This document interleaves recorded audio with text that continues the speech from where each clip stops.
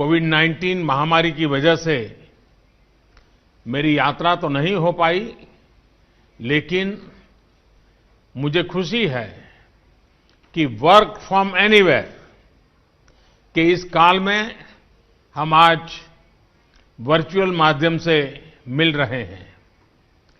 Excellency, Bharat और Uzbekistan दो समृद्ध सभ्यताएं हैं।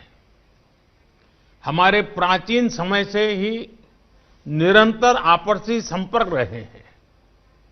हमारे क्षेत्र की चुनौतियां और अवसरों के बारे में हमारी समझ और अप्रोच में बहुत समानता है और इसलिए हमारे संबंध हमेशा से बहुत मजबूत रहे हैं।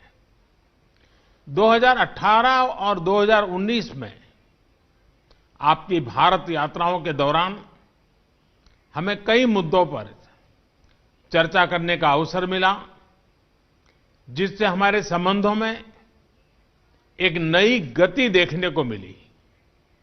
एक्सेलेंसी, उग्रवाद, कट्टरवाद तथा अलगाववाद के बारे में हमारी एक जैसी चिंताएं हैं। हम दोनों ही आतंकवाद के खिलाफ दृढ़ता से एक साथ खड़े हैं।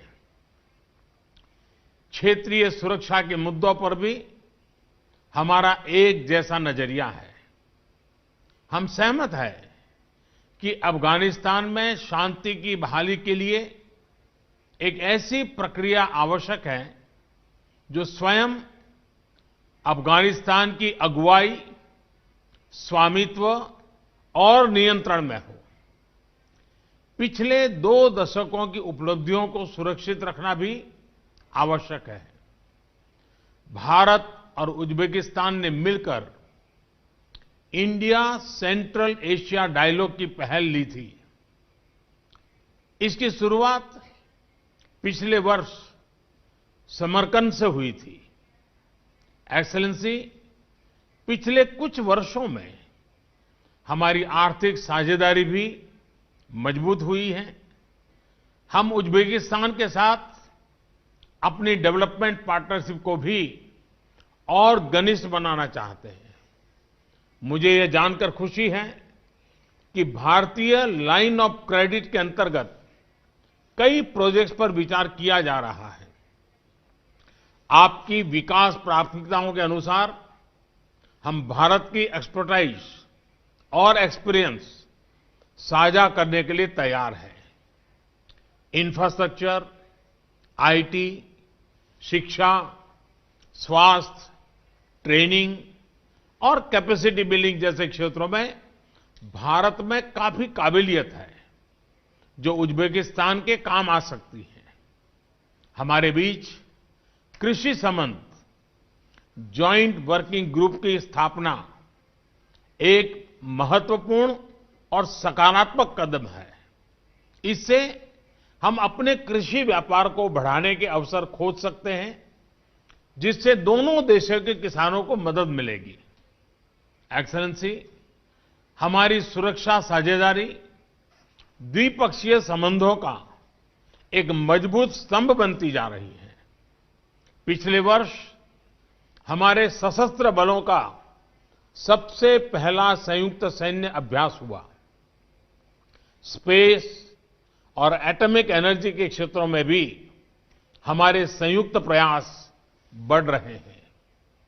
यह भी संतोष का विषय है कि कोविड-19 महामारी के इस कठिन समय में दोनों देशों ने एक दूसरे को भरपूर सहयोग दिया है, चाहे दवाइयों की आपूर्ति के लिए हो या एक दूसरे के नागरिकों को सुरक्षित घर लौटाने के लिए।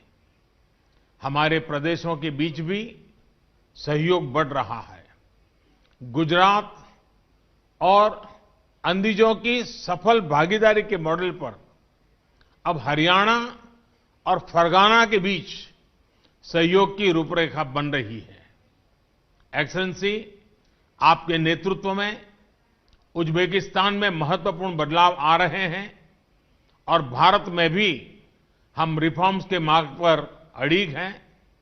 इससे पोस्ट कोविड काल में हमारे बीच आपसी सहयोग की संभावनाएं और बढ़ेगी।